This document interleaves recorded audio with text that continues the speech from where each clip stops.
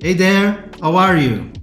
My name is Jorge Daniel and I want to welcome you to this Power Platform Essentials video series. This is the third video on this series that will take you through the works on Power Platform. In the first two videos, we have created and configured a Dataverse environment. And now, it's time to move on to the next building block, solutions. Now, just to be super clear on this, solutions are very important, so you have to know about them.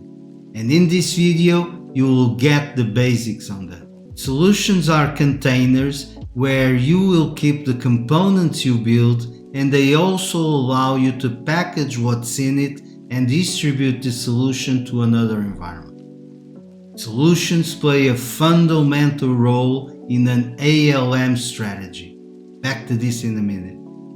But they are also how you can publish your work in Microsoft's AppSource marketplace, and also how you can build software to sell to others. ALM. This stands for Application Lifecycle Management, and the role of solutions in it is to enable you to have a deployment strategy. A basic deployment strategy conveys three environments: develop, test, and prod. And what you do is move your solutions through them.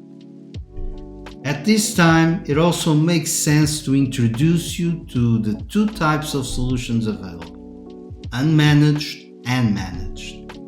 Take this and the deployment strategy, and what you have is that you work on an unmanaged solution while in your develop environment, and then move it as managed to the other two. Should you need to change or fix something in your production solution, you need to make the changes in your develop environment, where your unmanaged solution lives, and then move it up the pipeline to production.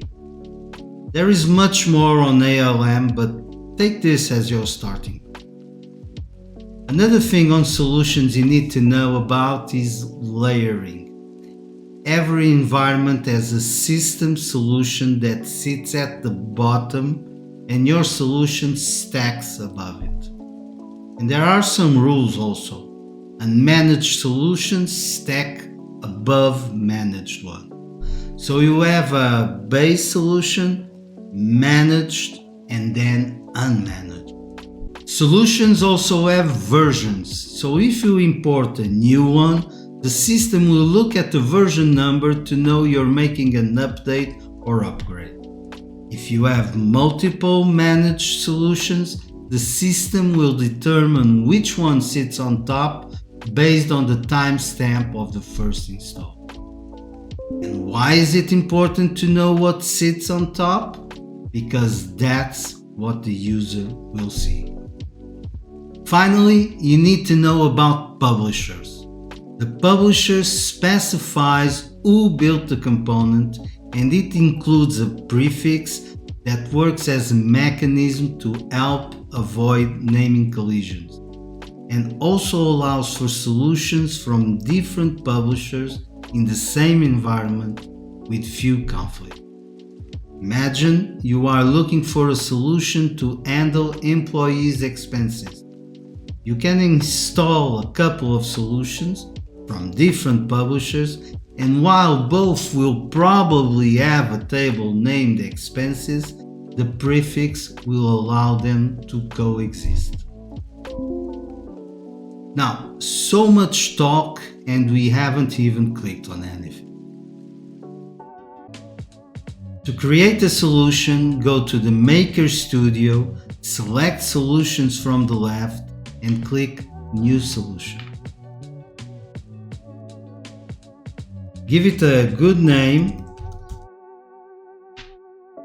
and you can either select a publisher from the drop-down or create a new one. Let's create a new one. Give it a display name,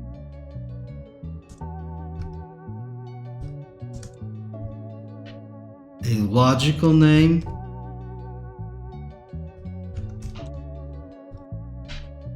and a prefix. On the Contact tab, you can also add some other information. Now click Save. Now select it from the list and click Create.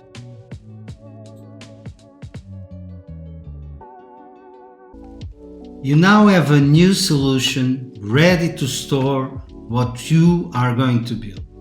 And we'll start with tables in the next video. I hope you like this one and see you soon.